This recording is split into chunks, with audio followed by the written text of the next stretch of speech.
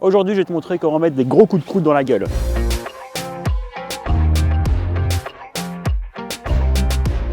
On utilise les coups de coude dans le Wing Chun parce que c'est une arme naturelle qui est très dure, c'est-à-dire que tu peux taper dans la tête avec tes coudes.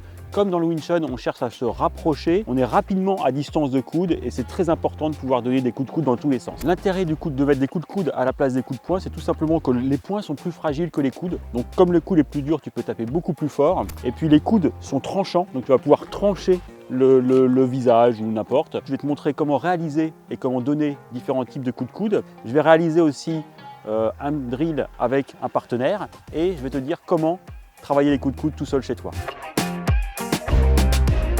Le premier, c'est le coup de coude que tu vois dans Shum Kyu, qu'on donne comme ceci, d'accord? Donc là, je vais venir avec Xavier comme ceci, tac, je viens, j'attrape comme ceci et boum, coup de coude. Je viens comme ceci, tac, je viens ici, dash tire, je viens ici et coup de coude. Tu pourrais aussi le donner comme ceci, là, vas-y, absorbe, tac, vas-y, donne le coup de coude, tac, tac et boum.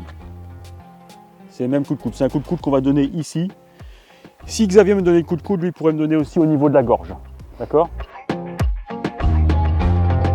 Le deuxième coup de coude, ça va être le quad jam où je descends comme ceci. C'est-à-dire que je vais donner un coup de coude en descendant. D'accord? Je suis ici et je descends comme ceci. Je suis là. Boum. Ce qui peut me servir après soit à utiliser autre chose, soit je pourrais aussi enchaîner sur tac, un autre coup de coude, comme ceci. Celui-ci est issu de Byuji comme ceci. Voilà, c'est ça. Quad jam, je descends comme ceci. Ça peut être utilisé par exemple avec du Shisao, on en fait beaucoup avec le Shisao, comme ça.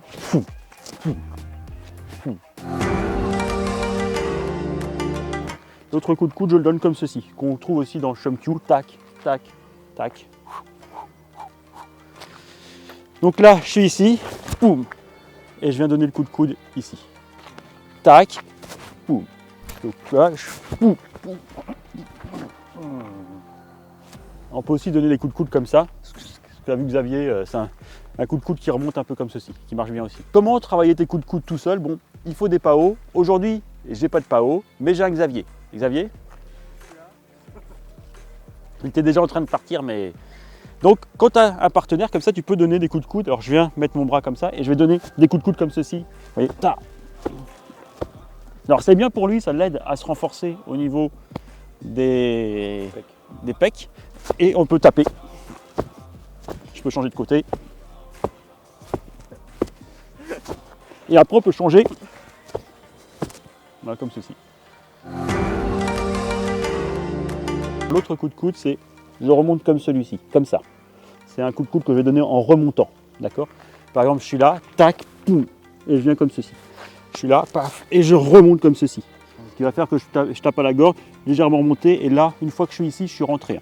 Poum, poum, poum, poum, poum, poum, poum, poum.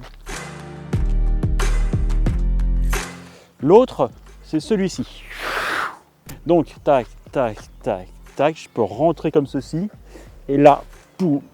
Celui-ci, il faut vraiment être sûr de soi parce qu'il y a un moment donné, on est dans le dos de l'adversaire et je ne le conseille pas forcément, mais ça peut être surprenant à un moment donné, surtout si tu te laisses un petit peu emporter. L'adversaire essaie de passer dans ton dos, admettons comme ça, il essaie de passer dans ton dos, là, comme ça, vas-y, et boum. Ça peut être utile dans ces moments-là, mais on va dire que c'est pas Wing Chun traditionnel, d'accord? Mais bon, voilà, des fois ça peut passer, donc c'est très bien. Si tu arrives à le placer, c'est très bien. Comment je le fais? Je peux le faire comme ceci, amener mon coude, ce premier coude là. Là, je manque de distance et pourquoi pas, boum, revenir comme ceci. Le dernier, ça va être celui-ci. Tac.